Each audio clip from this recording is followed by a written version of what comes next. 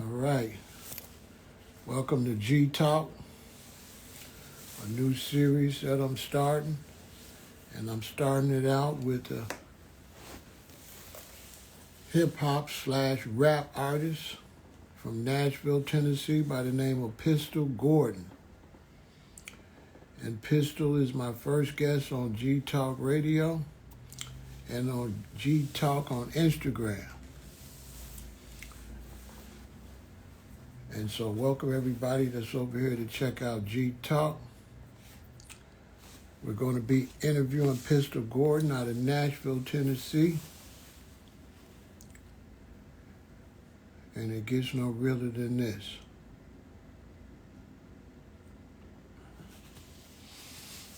How's everybody doing? Young World, Markel, Argentine, M. Brown, Yard Divine, Carol, Kamasula,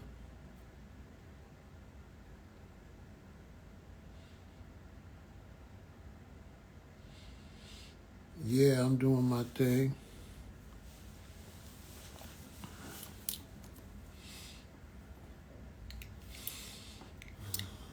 So I'm really looking forward to this interview to kick off this new series.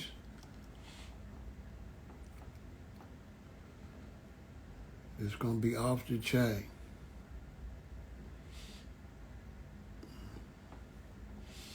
For sure.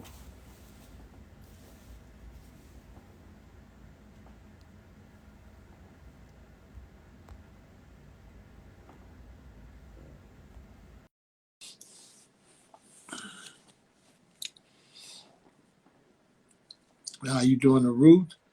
Kay Willis, good to see you.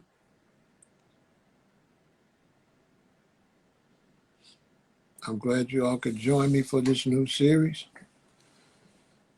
On Instagram, we're going to have a lot of great interviews. And I'm working on a few series over here. I have the Roaring Lions series. I have the Kings versus Queens series. And I have another series that's going to be starting maybe this weekend or early next week, The Realest Vegan Alive. Each series will basically feature certain types of artists, certain types of people, certain people from certain lifestyles. So I'm going to wait for Pistol Gordon to join from one of his pages,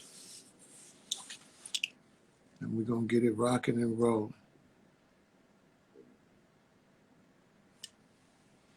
Let me see, he has another page. Let me see if I can find him.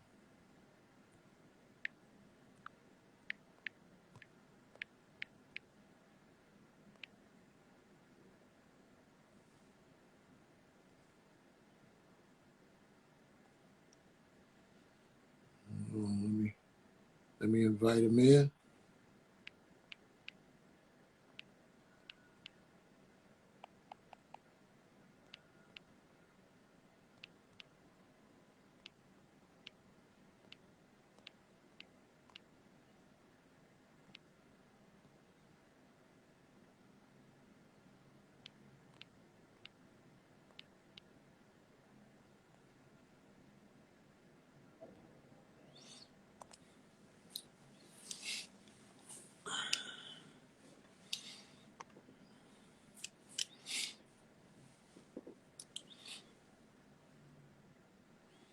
This brother be having some serious conversations on his page. No doubt about that. Let me find him. He might have problems logging in from the Pistol Gordon page. Probably has to log in from another page.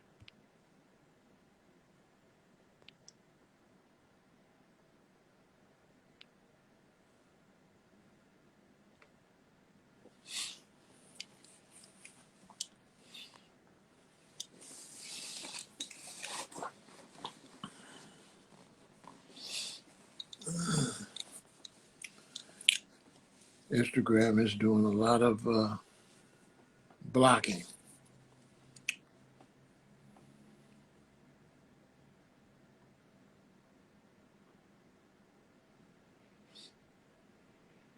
We're going to make it do what it do.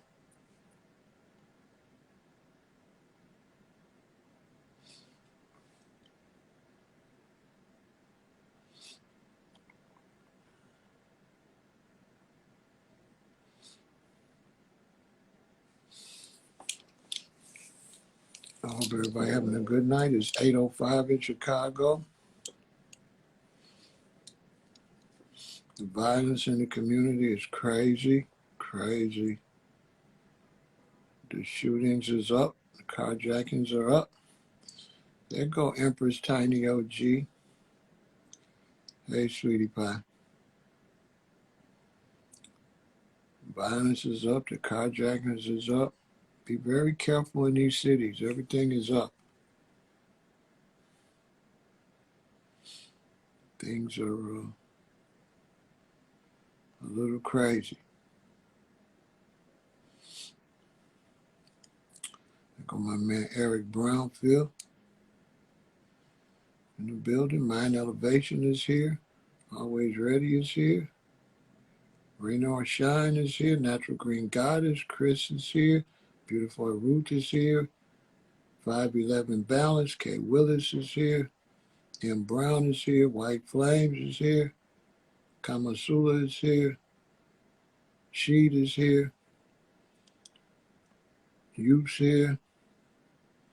Carol is here. Yard Divine. Agent is here. M. Brown is here. Markel. Young World. Aaron is here. Everybody's here. So we're waiting on the brother to come on over. Top 5 is here. I'm going to be, me and her, we're going to be going probably this weekend with the Kings and Queens. I want to do her interview again. Ask her some of the same questions, ask her some new questions so we can update that so you all can see that. And all you sisters out there, DM me if you will let me interview you and ask you questions about men, black women, and relationships. So DM me. Queen, if you DM me a picture, we can go tomorrow. So DM me your picture and we can go tomorrow evening. We can go Friday night.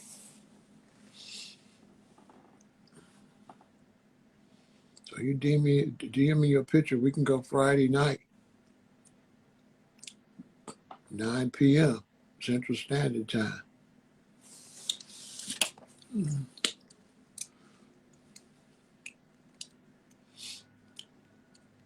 That should be nice. That should be fun.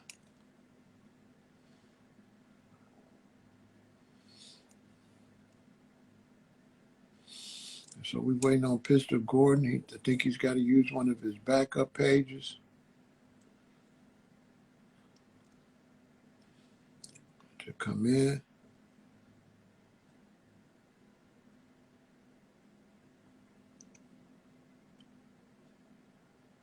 And we will see.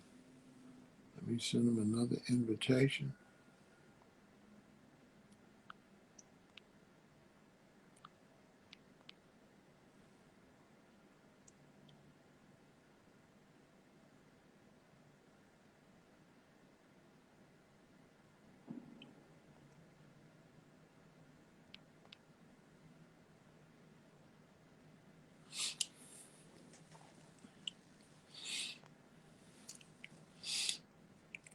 And get him in here. Show 2097, good to see you. Asa, good to see you. Clout, good to see you.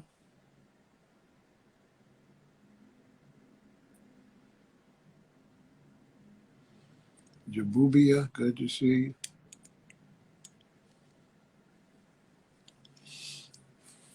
And these series of G Talk is mostly talking about the streets, what's going on in our cities,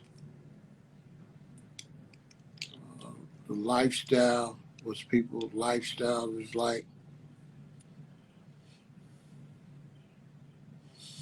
The real talk from the streets. And this brother, Pistol Gordon, he's very interesting, highly intelligent.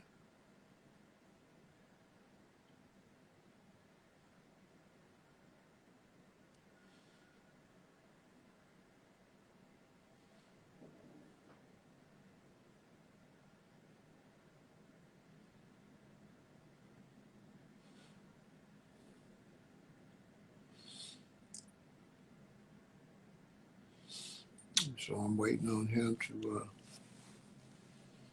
find out which one of his Instagram pages is going to let him go live.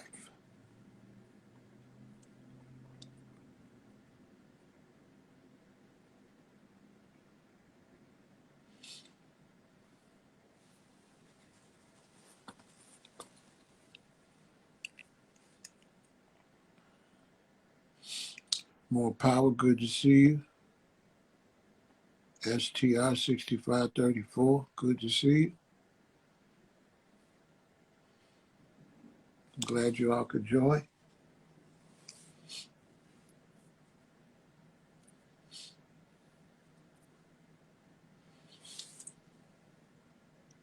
There he goes, Pistol Gordon 6. Send me it. There we go.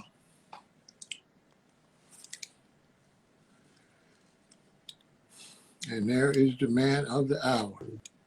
Oh, there There he you goes. go. Yeah, there's the man of the hour. What we doing?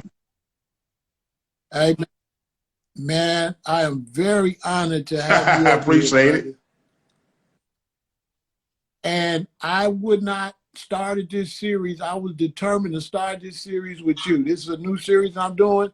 And I said, I'm not doing nobody till I do my man Big most Pistol. definitely. Now, I got to tell you this. I heard about you through my daughter. My daughter sent me one of your Oh, for real? Facebook That's crazy. posts. And she said, Daddy, check out Big Pistol. So she crazy about you. So I watched your video, and I'm watching it. So I start Oh, following okay, your page. okay. And when I start following your page, I see your name was Yeah. Pistol Gordon. I'm like, this ain't Pistol music I've been Yeah. buying, right? So I was buying all Oh, this damn, stuff that's real. every That's night. real. Yeah, I was banging all that stuff. Yeah, That ball all it. Ballaholic. Yeah, ball Man, all I it. was Money, banging that, power. man. Yeah. Right. So let me ask you something. When was you born I was and born where in was you raised? Nashville, Tennessee. I was raised there. You're on the Raised in Nashville, west side, Tennessee. And what Preston Taylor Project. okay. What was life like? What year was that you was born and raised? 1972. What years? I came straight from the womb right there. What?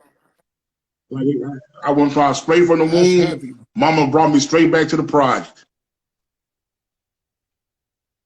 Wow. What was life like for you growing up during that period in Nashville, Tennessee? I What learned was a it like? lot. Like growing up in the projects kind of prepared me for life because it showed me a lot of things I probably wouldn't have saw if I didn't live there. So a lot of people might look at it like a downside, but I look at it like a blessing because I was able to see things and learn things that prepare me for where I'm at now. Like don't nothing shock me, don't nothing disappoint me, don't nothing, nothing could happen I'd be shocked about, put it that way. Now, like, and plus, like, what people don't realize is the projects kind of set you up for life as if in going to prison, you could say. Because they got rows of projects. Your family live in this door right here. Each row is like 9 homes.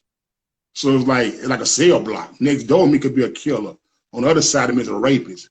And when I come out going to the playground, they're like the courtyard in the penitentiary. So you get in the fights on the playground like you get in the fight in the penitentiary on the playground. So you learn how to deal with people because it was the day I come out, I had to deal with some people.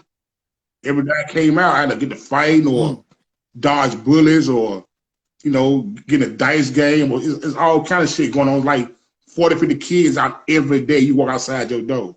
So it's like the penitentiary. You walk outside your cell, it's 40, 50 niggas. So really the projects prepare you for prison, it seems like to me. The same shit. And you gated.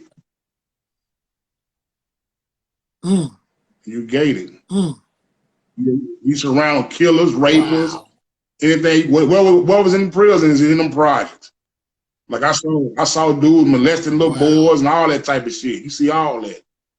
People getting stabbed, fights. No different from prison. Wow. Wow, brother. I knew you was gonna be fire over here. Now, so what age were you when you got into rap? About I say this about 11, 12. And who was your favorite rappers that inspired you, made you want to rap? Everybody else's favorites, Run DMC, LL Cool J. I came up in that era, the first beginners, you know. You don't want to be like LL. LL was smooth, had the gold chains on like the dope dealers. He had the cane in the jogger suit, looked like the dope dealers to me. So my motivation and people I look up to was drug dealers back, because all I saw, you know, my uncle was one of the biggest drug dealers, you know, back then on the west side. So I admired him when I seen rappers, they looked like him, had the big chains on like him. You know, the rings and the fur coats is like him. So I was like, man, so that's why I want to be one of the two. I didn't know nothing else. I ain't never seen no doctor. You know, lawyer, doctor live beside me. I want to be what I saw. Real shit. Real shit. Now, did you come out of the streets? Yeah. What it was, the streets was the first thing I was able to touch before I could touch the rap, because the rap was like a dream, like something I never thought would happen. I'm from Nashville, Tennessee. Nobody never made a rapping, so I ain't never think I could ever make it. I remember people telling me, boy, you dreaming, let that go. You'll never get, you know, when it was true, because back then, when nobody, you know, but I could get a dope sack before I can get a contract. But my uncle was one of the biggest dope dealers, so he was like, let me hold dope for him at 9 years old. See, back then, dope was like a family business. I know it sounds cruel, who would give a 9-year-old ounces of cocaine? But back then, I knew the people because they raised me who I was giving it to. They'd come to the house like Big Pistol, Little Pistol. They Bud Lee there for me, and I give them a bag, about 9 ounces in. They'd give me the money. You know, like nowadays, that's dangerous. A kid to get killed. You'll find that little kid dead for that, you know what I'm saying? But them folks like raised me. They were like my uncles. I knew their whole family. And plus they had respect for my uncle and shit. So I didn't know what I was doing was bad. I was just holding something from my uncle. And as time started going on, I started sneaking into it. Like I might go inside each ounce and take a rock out.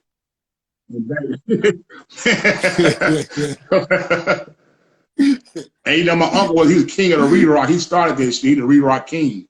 So I might take a rock out and think I got $10, $20 worth, but it'd be like a whole quarter ounce. You know, it was solid compressed. So I didn't really know how much I was stealing. Right. So I go on the playground and some older dudes, I'd be like, hey man, y'all wanna buy this? I'm like, what you want for that little pistol? What you want for that? I'm like, man, give me $20. And they were like, man, shit. Yeah, right. I'm like, yeah, give me 20.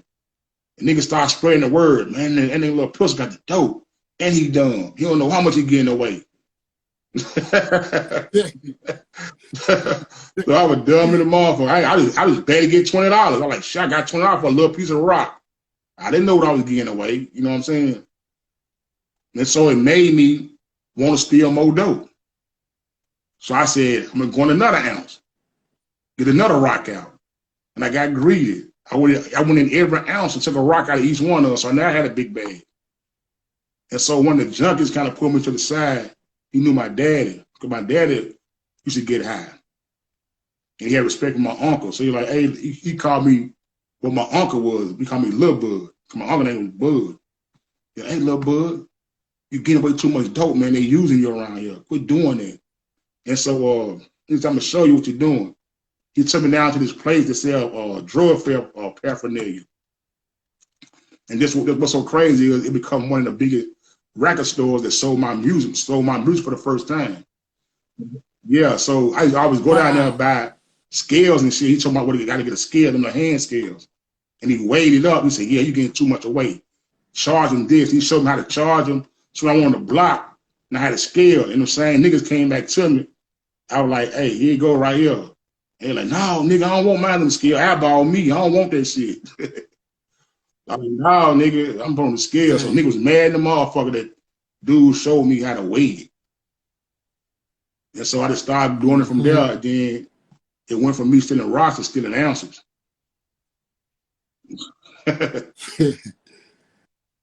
What your uncle did when he found out? Yeah, plenty of it. Yeah, plenty of it. He never think I was stealing it. And then on the reason he knew I was selling dope because I ran out and he stopped letting me hold it. And so I needed to get some dope because I didn't know nobody else to buy it from, because back then, grown men ain't selling no kid no dope back then. They weren't doing that. So I was like, damn, I had a clientele, but I couldn't get it to buy from nobody. So what I did was I said, fuck it. I'm about to go out here and ask him. So I walked down to the other end of the projects where he stayed at. And he was so strong that he made the Channel 2 news, local news, because they were saying, like, how could somebody live in a project and have this many cars? My uncle lived in a project, had 20 cars parked outside his apartment. Like Mercedes, Benzes, and Cadillacs and shit. You know, it's like, you know, because everybody respected him. So down the drive, it was real dangerous. It was one of them hoods, like, they called it Murder Road back in the 70s, because like so many killing. But people had respect for him, so I walked down there. I ain't gonna lie, I was a little nervous because I was outside of my zone, but I had to go with that dope. And plus, everybody knew him. So I walked down to his house, knocked on the door, and my auntie answered the door. He's like, "What the hell you doing way down here?" I was like, "I want to holler at Uncle Bud about something." And she said, "Well, come on upstairs." He was ironing his clothes. He wore them Stars Levi's back then. Them Levi's be real stars. He had a big jewelry, the big chains on, a big ring with a button-up silk shirt. So he was stage sharp. And I was kind of like scared. He was real mean, like he had a little mug on his face. And I knew I want that dope so bad because the money was coming, but I ain't want to ask him. So I told my auntie, I said, "Hey, you think Uncle Bud will send me some dope?" She said, "Boy, you asked him. I ain't asking no shit like that." And so he overheard her. He's like, what the hell do you want? What are you talking about? And she was like, there you go. You asked, he'll tell you. I said, Bud, send me some dope. I said, send me some dope. He looked at me. Boy, I said you what? Said you what? Yeah, send me some dope. He said, man, you don't get your motherfucking ass up out of here. And I said, all right. So I went in my pocket. I said, I'm trying to spend this right here. He saw the money. Where you get that at? I said, I'm selling dope. He said, give it to me. And he took it and counted it, looked in it. He went to the back, gave him about 2 or 3 ounces, about 2 ounces, and told me to get the hell up out of there. I was happy in the motherfucker. I was like, yeah. Yes, because now I got a plug. I like, yeah, he's sending me dope now. Because I guess he figured if this nigga can make this, he go keep selling it anyway. He just shocked I was able to make that. He never knew that I was stealing from him. You know what I'm saying? But when he stopped giving me the dope, I had to go on and just say, fuck it, and just break down. And so once he started serving me, it was no turning back. I started hanging up at his clubs outside and shit. Sitting outside his club, going to, you know, in the hood and shit. It was crazy.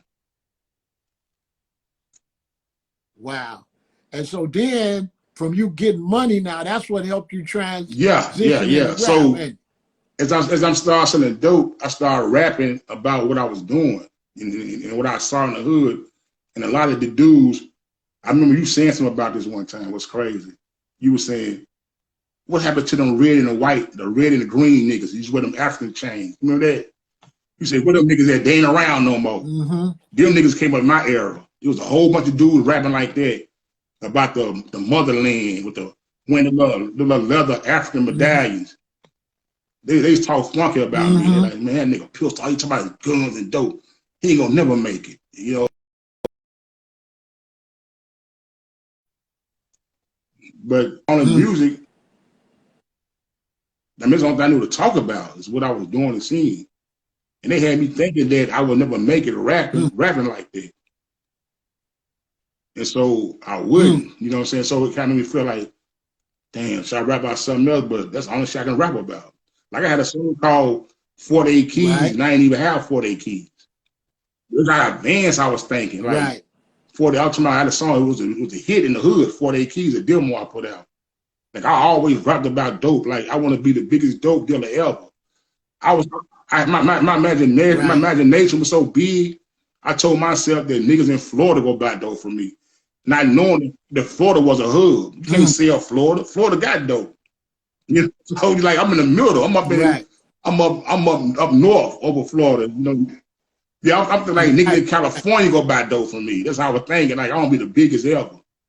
And my favorite saying is, Big Meech stole my dream because BMF, I already had that BMF lifestyle in my head as a kid. I wanted niggas in all states to be up under me and sell for me. That's why I say Big Meech stole my dream. Now he's living my nightmare. You know what I'm saying? Because like he's in the penitentiary now. That's a nightmare. So I always say I'm glad I never became what I wanted to become. Yeah, never been because I became a rapper so early that it took me out the game. You know what I'm saying? But easy. I'm trying to get the point to tell you. I'm gonna tell you why I never been prison. But what I want to say is, I started hooking up with a dude named Floyd from L.A. Crip back in 91, 92, and we was moving keys and shit from California. And so we was like one of the partners, and so like he would drop out 2 or 3 keys to me, and I'll be like in the projects, I don't know niggas buying keys. My niggas selling pieces and ounces and shit. So what I would do is I take a whole key and break it down in dimes, and the nigga would get mad at me like, man, you taking all day, man. What the fuck you doing, P? You taking all day. That's why I came that slogan saying, shit, you damn right I'm taking my time. If I get caught with this dope, you won't take my time. You know what I'm saying? So that's what happened. So as I started getting clientele, I just started passing out ounces to young niggas in my hood, 13, 14, 15. I had like 20, 30 young niggas up under me. All of them had ounces. Some of them became big time dope dealers. Like that's why they respect me because they was kids. I gave them the dope when nobody knew who they was. You know what I'm saying? Like I just be handing it out. And I remember times where he'll come back and say, well, man, I'm out. What you got left? I might be like, I got a half a brick. He'd be like, well, let me get it. It'll be in all dime rocks. You know what I'm saying? Because that's how I'll break them down and just sell pieces, quarters and shit. Because my clientele wasn't big enough back then to sell kilos because I didn't know nobody wealthy enough to be able to afford them from me. Because I stayed in that little radius right there in the projects. You know what I'm saying? Which was a blessing because I would try to go outside my radius and sell. Might would have got killed. Might would have got robbed. I never been tried and none of that shit. You know what I'm saying? So as he got busted coming back from LA with about 8 keys of dope, and he got caught up on the highway, I was hurt because I was depending on that dope. So I was down and out. You know what I'm saying? I was down my last because I had put some money in. He had talked me into putting some money in. He was telling me, man, you might want to buy your own. If I go out here, you give the money up front, I'll let you get it for the same price I'm getting it for. So me being greedy, like, yeah, all right. He's like, yeah, you get a whole brick, 14 or 15. I'm like, oh, yeah, I get a whole one. That's back in going 14, 15 back then. So I'm like, yeah, shit, run it. Right. And then when he got caught, it jammed my money up. So I end up had to go back in the hood and find niggas back in the city, find niggas in the city with some dope. It was dry. And I remember going to this guy by the name of K-Raw. And back then, he was dry. He had to work on the north side. And so I was talking to him and shit. He was like, man, I ain't gonna say no dope pistol, man. You a cold rapper. He heard one of my demos. He's like, man, you need to fuck with rap shit. Fuck that dope. And I was like, nah, man. That rap shit ain't doing it. They gonna do nothing. He's like, man, you hard. He said, matter of fact, I got Tony Draper coming through. I'm bringing some niggas through. He got some niggas out of Memphis he's fucking with. So him and another dude named Lil Pete and my cousin German on Hell and Hot Chicken, they came by my house one time. And they was all talking about fucking me through the rap shit. And so we all talked about it. I was like, well, I do something. And then it took Lil Pete. He backtracked the next day and said, man, they talking. I'm for real about this shit. Let's do this rap shit. What it take, Pete? So I was like, shit, we need some equipment or something. We can do it. So he ended up putting the money behind me. And then we got in the studio, and that's why I did the album, Roll to My 6-4. And when I did that album, it caught wave through Street Flavor Records that we brought in, you know what I'm saying, who did everything for us. 94. It came out in 94, right? 94. But I started recording like in 93. By 93. So it came in 93. So you was the first one. I was falling. 3 6 like 3 6 Mafia used to come to Nashville and wanted me to get them on. But back then, I was trying to do my own thing. So I like told my dude Uno, I like, man, these Memphis niggas keep coming out here, man. I ain't got time, man. Go on to fuck with them. So I told my niggas show him around. He ended up changing to the same people who shot my Roll My 6-4 video. So that's why I think a lot of problems came in with Men 3 6. Ain't no problem. Love. I mean, we got cools all love, but I'm thinking they never forget that I turned my back on them. You know what I'm saying? Because I was trying to do me back then. Yeah, so I had no idea they're gonna be bigger than what they are. You know what I'm saying? But they would like everybody saying you gotta always show people love, no matter what you think about them. If you think they ain't who they are yet, you don't know what they're gonna be. You know what I'm saying? So you just gotta show them love, because that's one of the regrets I have. Like, not just like, you know, walking them through the path, because they'll probably never forget that. You see what I'm saying? Yeah. Right. Now, how did you get Ruthless Records? I started doing the record, and me and Lil Pete and Street Flavor, who's a record label back then, Lil Pete had invested in them, and so we put the record independent, and it did like 10,000 units. And so they was like, man, we doing numbers and shit. So Eazy-E saw it and saw the numbers. So back then, when you start making anything, sound scan, anything over 10,000, labels will come in and stop it and buy you out, and then chef it and then redo it with their labels on it. You see what I'm saying? So what Eazy did, he came in and redid it. And so back by like soon I got the deal, I signed with Eazy. I was excited because Eazy like one of my favorites, because when he came out, it was more like, now I got somebody to talk about what I talk about. I felt good because back then niggas had me thinking it was bullshit I was rapping about. Cause I was rapping about selling dope before. I was one of the first niggas talking about dope on records back then. That's why a lot of people give me the credit, because I always talked about it.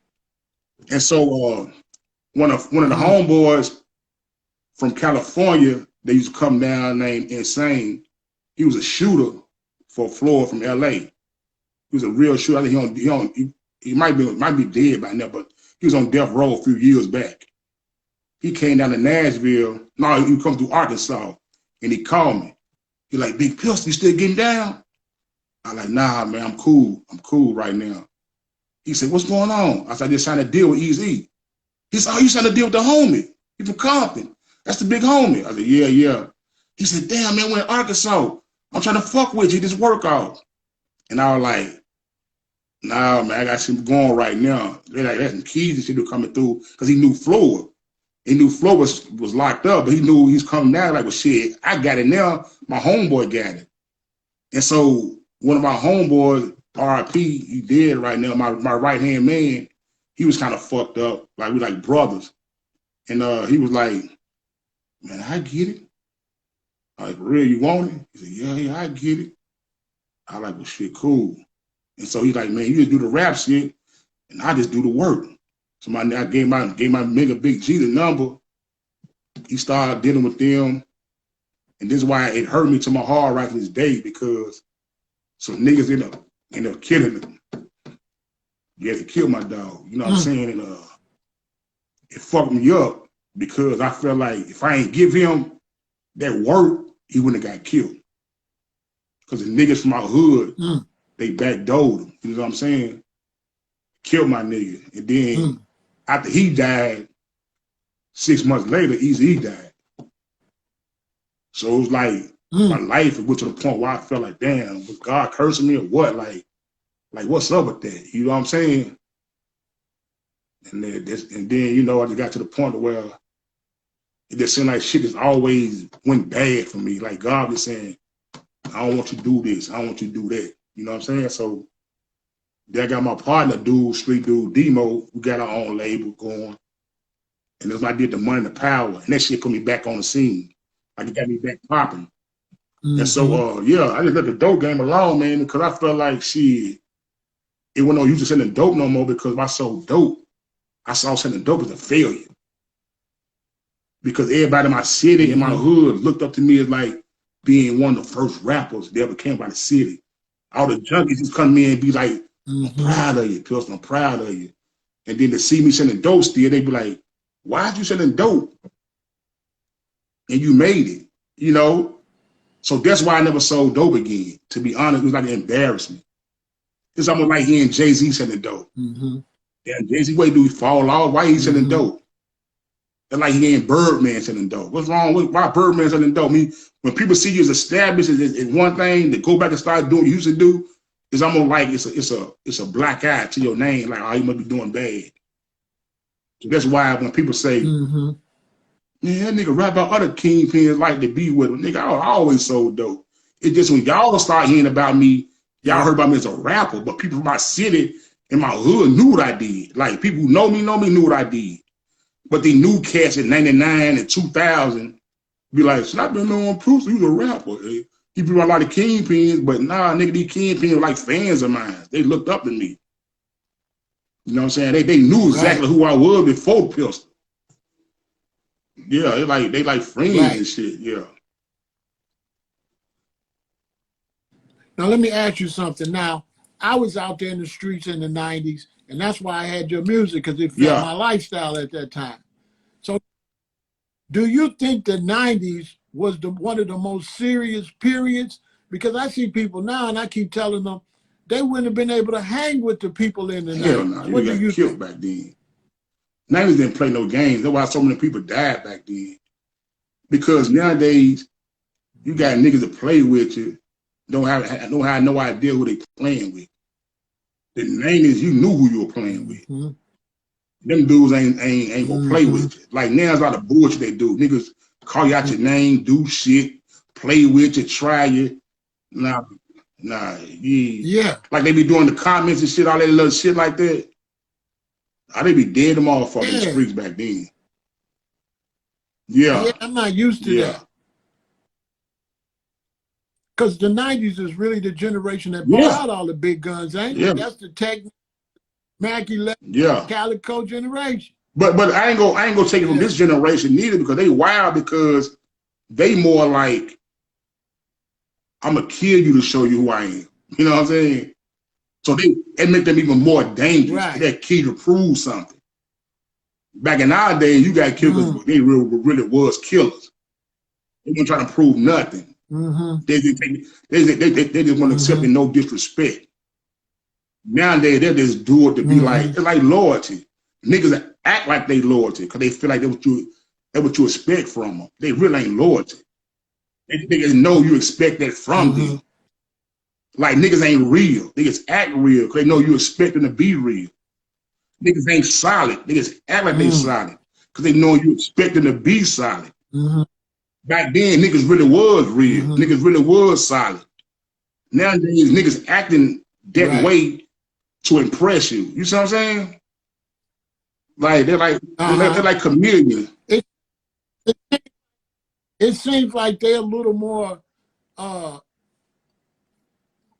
open to going to prison. See, in the 90s, they ain't open to going to prison.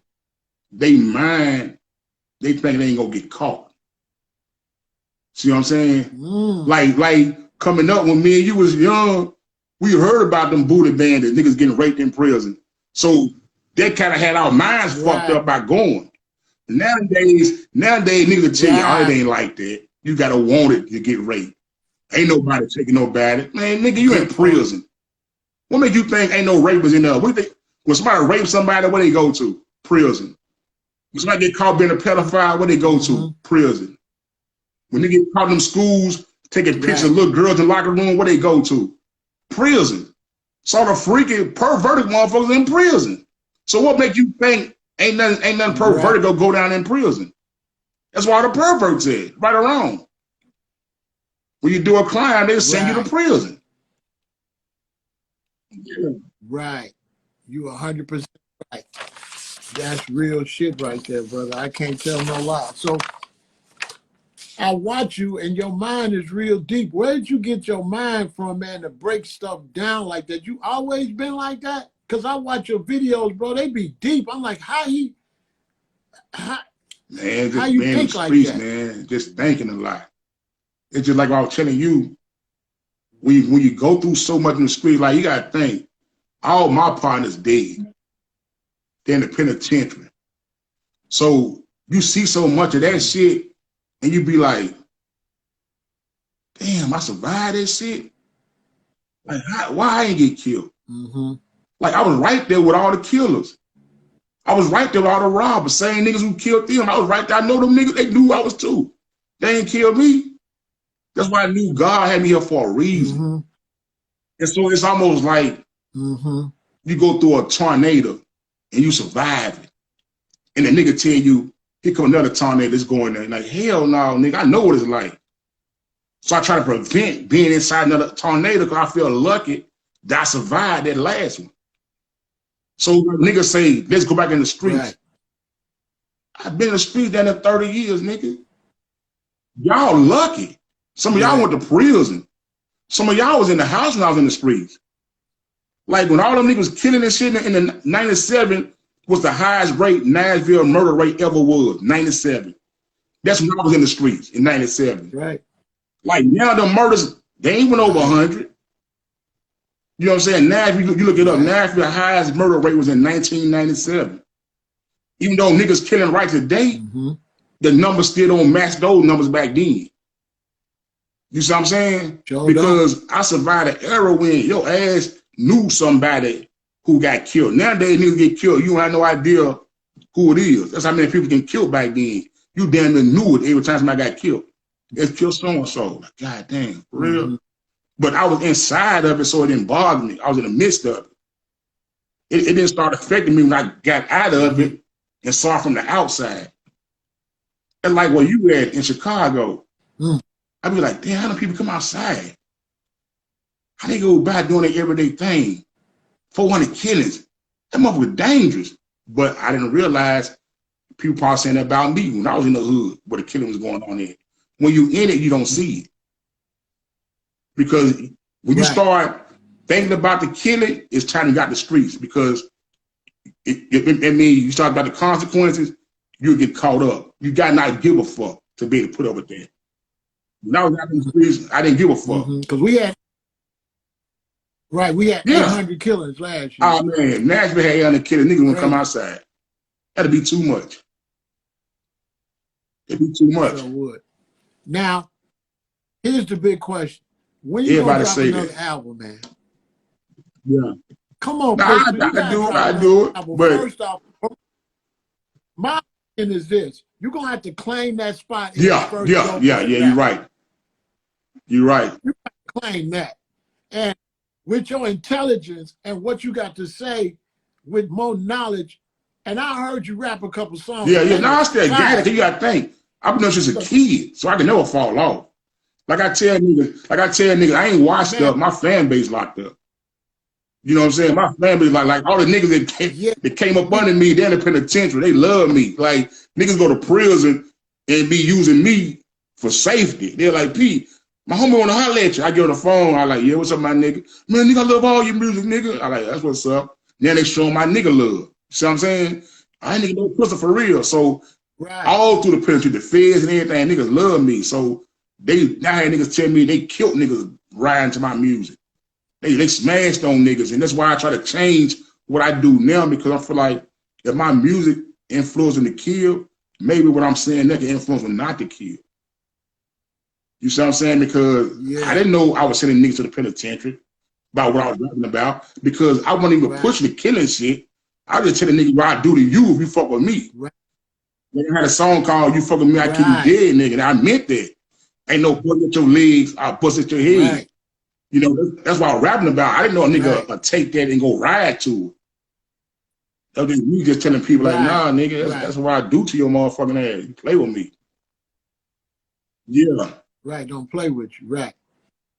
But man, we need that album though. Man. I feel like the older brothers like you, Nah. I'll probably do some. I just put a studio in my house. I just bought some equipment and shit. But I bought the equipment. I didn't realize learning how to work it is not easy as I thought. Like, I'm used to just going behind the mic and just rapping. Yeah. Right. Now that's what we want to talk about now. Now, explain to them what it was like rapping when you couldn't necessarily, you had to say all your hooks, right? Yes. You couldn't, you fly it in. Now you can say a hook once and we can fly it in 3 spots, but then you had to say everything on that record, right? And it's real hard to punch you in. It's hard. Yeah, you're right. Yeah, but man, I love the studio. Like, any nigga tell you this is why I got so many songs right to this day. I got over like 1,000 songs that ain't even been out on my hard drive. Like I record almost 40 to 50 songs every album. Probably 60. But because you got 13 albums. Yeah. I'm on like 15 albums total. See, that's why I really don't put no music out, because when I get on this line and I do my speeches and stuff, whatever I do, and post videos and shit, people start looking me up and start streaming my albums. So I started noticing my streaming numbers, income is growing. So that's why I'm making a job getting up this posting and talking, because the more my name get out there, the more people go to your page. Like, who's this nigga Pills? Like, a lot of people on my page don't even know I rap. Yeah, but I seen you on there. You was rapping my homie. And bro, you got yeah. I'm gonna do something. That. Bro. Yeah. Like you got, bro, with that type of knowledge. Yeah, most definitely. Because when you bringing up them you're right. Don't buy that new one, because man, you're more mature. Your voice is, bro, your shit sounds raw, I swear to God. And I'm in the music business. Like, that shit is some of the best shit out here. And I don't be telling nobody no bullshit. Like, your raps is fucking cult. Like, you're one of the top rappers still in the game today. Yeah. Because your intelligence, your street knowledge, your concern for changing things, all that's in that music now. You can feel it, bro. If I do something next year, I'm gonna do, I kind of want to like rap about the opposite. Instead of telling you about how I sold drugs, about the killing I saw. If I do an album, it's gonna be the opposite. I'm gonna tell you what selling drugs gonna get you. I'm gonna show you how how your homeboy you think is. See, first I rap about the homeboys being in the back seat smoking weed, getting high with me and kicking it. Now I'm gonna make a song show you how them same homeboys will be plotting on blowing your brains out.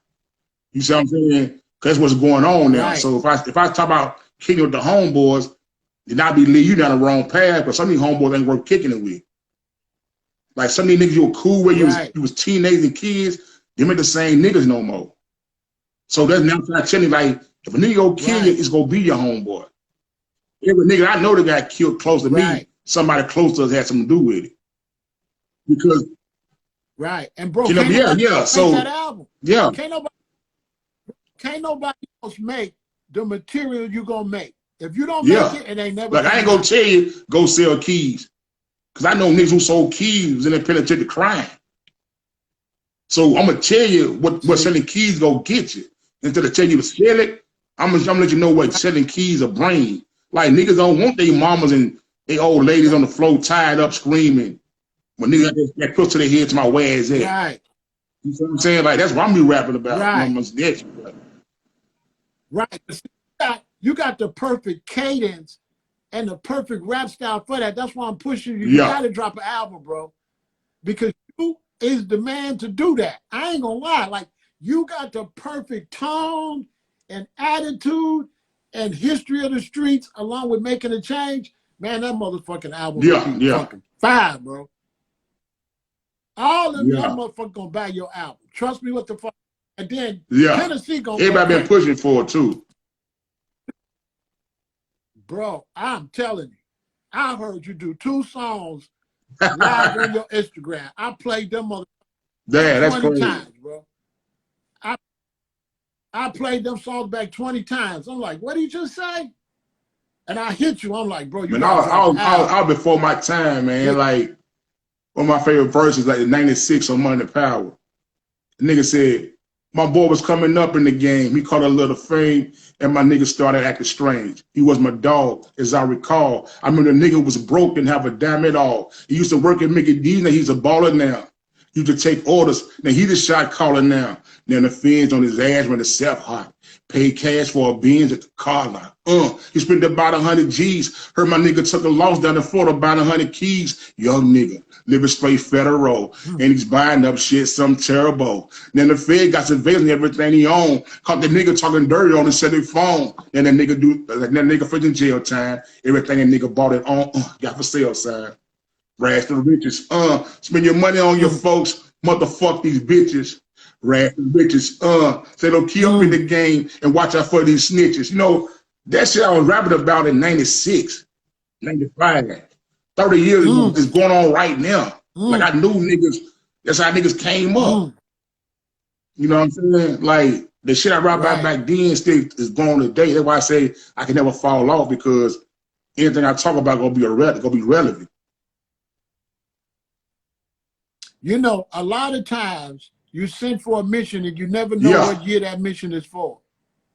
It's a high possibility that you're here for right now. Because I'm telling you, man, if you drop an album, you're going to be amazed. and so niggas be saying, P, you got old shit that nobody never heard you release. Man, I never do that. It's like I hear old Tupac shit don't even sound right. Because you know it's outdated. I want to hear the new Tupac what it sound like. You know what I'm saying? So that's why I say if I do something, I'm going to make sure I make it up to date, new. Because I want to cheat my fans. Because my fans done heard old shit and they'll be like, oh man, they ain't P, he fell off. But they don't know that's some old shit, I believe. That ain't the new me. You might, nigga, it can't be no if. Can't be no if. Drop that shit, dog. You can't be no if, bro. We need that going out. That motherfucker gonna be fire. It's a lot of older brothers that ain't bought no music and ain't gonna buy no music till you drop your shit. It's a lot of motherfuckers your age, my age, and around there. We ain't buying this other shit, but we gonna buy your shit. I'm telling you what's crazy. When niggas rap about that dope and showing the album, niggas was buck back in them days. Like niggas would see me in their city and pull me to the side and be like, hey, big pistol. And a nigga buy about 4 or 5 of them. What's up with it? Like I never even thought niggas would see you on the road and try to buy kilos from you back then. That shit was crazy. Like niggas really like what that ticket be like. You know what I'm saying? So that was the most crazy. Like, man, you don't even know. I'm not gonna be the police, nigga. They don't give a fuck. They be fans of your music. They won't buy that dope. So that's why these niggas don't realize when you rap that gangster shit, that killing shit, it's when gangsters won't know if you really what you talking about. And they see you, what's up, my nigga? You with that? I'm with that. Yeah. So just so happened, I was writing about dope. Right. And dope niggas would hit me up and what's up, man? Right. You see you got him going for cheap. What's up with it? I want to buy 4 or 5 of them. So imagine if I were rapping about killing, it would be some killers would approach me. You know what I'm saying? Like, because killers back then, they want to see what you're about. Like, what's up, nigga? That's why there's so much problem. You rap that gangster shit, you go get them gunshots at the show. That's right. See, because I bought your stuff. I Yeah, was rapping see, around selling. I rap with the hustlers. Your Yeah, all shit my shit was sound- hit the dope boys. A nigga too.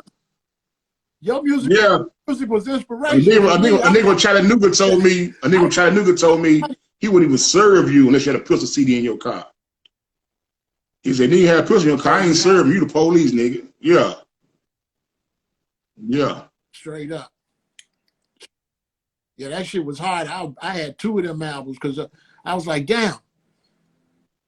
My cousin hit me to it. He had that one, the Rolling in My 6'4". He was banging a song off that. I'm like, who's that? Yeah. He's like, it's my man. So I went and grabbed that bad boy. And then they had another That Rolling My 6'4" in there. So I just bought that was me like vibing on the West Coast. If you listen to it, I'm rapping more like I'm from. Everybody thought I'm from California. That's probably why easy to the liking to it. Because you listen to it, I was like caught up in that Ice Cube shit. You know, the King T. You know what I'm saying? King T was one of my favorite rappers too. You know, King T. Like that nigga. I saw an interview where Biggie said he was a King T fan, and he said he should rap like King T. I said, "Show the fuck, dude, you can eat it." That's why I was like Biggie, because I knew it was something. He rap like King T from the West Coast. Yeah. Right. Yeah. Then I got that. Yeah, like a player. Yeah.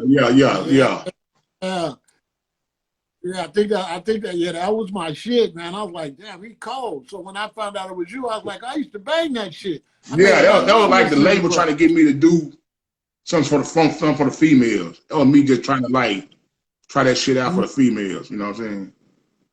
Yeah.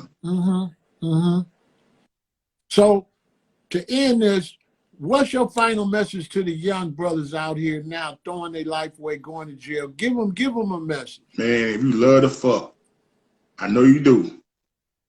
If you love to get up in the morning, eat the fuck you want, I know you do. If you love to see when that sun is out and you can jump in your car and ride around and feel that breeze, I know you do. But guess what? When you're in that penitentiary, nigga, all that shit over with. All that over with.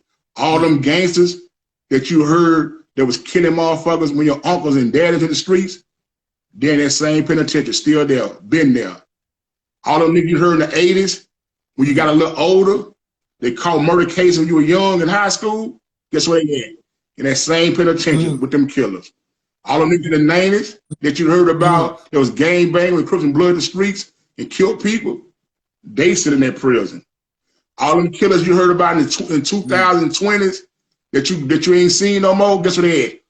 All them niggas in that same pot, been there since the 70s, the 80s, and 90s, they all in one place. So when you go, you ain't going with no new niggas your age. You going with niggas who been there 20 years ago. All the big bad motherfuckers, like a pot of big bad motherfuckers, you gonna get put right in the middle of it. That's what they don't realize. They think like they go there, they gonna see their homeboy. Nah, you gonna see a killer from the 70s. You gonna see a killer from the 80s. You gonna see a killer from the 90s, the 2000, 2011.